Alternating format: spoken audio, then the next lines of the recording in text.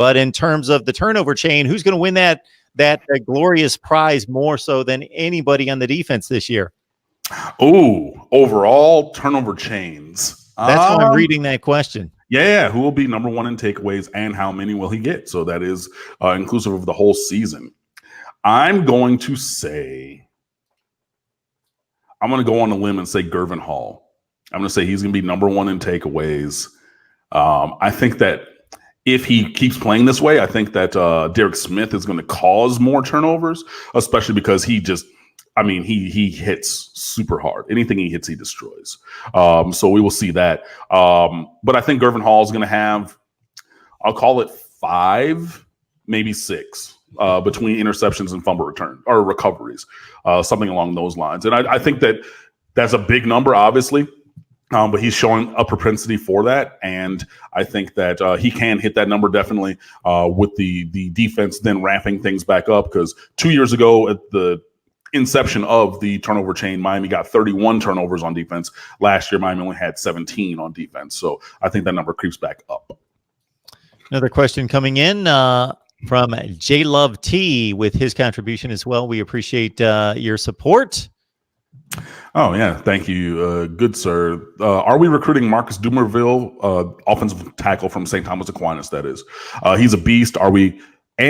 We are loaded in Florida at offensive line in the high school level. Do you see any sleepers that's Miami caliber? Ooh.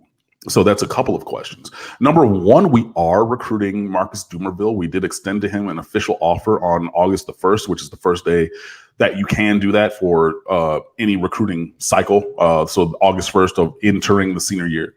So he did put that on Twitter that we did extend to him an official scholarship offer, which means that he can come to the University of Miami. You know what I mean? It's not just like, oh, it's not a verbal thing. Like, hey, we're going after you, and see that like this. I mean, we extended him a written official offer. So yeah, I don't think he's coming here. I don't think that at all. So, I mean, it's kind of just playing out the string to me right now of just like, you're an elite player at an elite program, almost the elite program nationally and definitely in the state of Florida. And along with whichever Miami-Dade County school is currently the hot school, like, the best school or second best school program right now in South Florida. So, yeah, Marcus DUMERVIL is a kid who Miami is recruiting, but I don't see him coming here. Sorry. Any sleepers?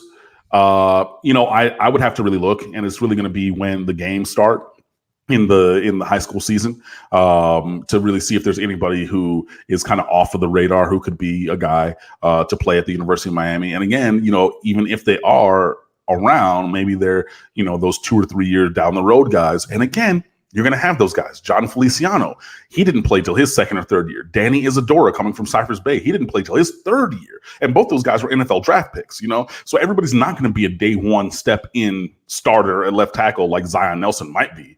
But even still, he's developed into that. He was not recruited like Alex Leatherwood, a couple years ago, who ended up going to Alabama. He started left tackle at Alabama day one because he was 6'5", 310. Those guys, if those guys existed down here, everybody would know about it. So I do think that there are some guys locally who could, on offensive and defensive line, and that's the thing that I wrote about in the recruiting rules, especially Andrew Ivins from 247 Sports, his contribution he was talking about in that piece, which is rule number 4? Rule number 4 on size matters. Andrew Ivins was saying, you got to find these guys who are, Power 5 caliber, and just connect with them now and circle back with them if you need to, because there's a finite number of offensive linemen in Florida, and especially in South Florida, where, if you miss on guys, like last cycle, we didn't have many offensive linemen because we missed on guys and then there was nobody else. And we hadn't even connected with those guys who were still Power 5 caliber, but not day one, year 3 kind of guys. So I think that, those guys do exist, and I hope that Miami is contacting some of them and evaluating them now. But yeah, we will see. Jared Watts with my personal favorite comment of the night. You should watch a lot more Mark Rogers because you don't know anything about what you're talking about.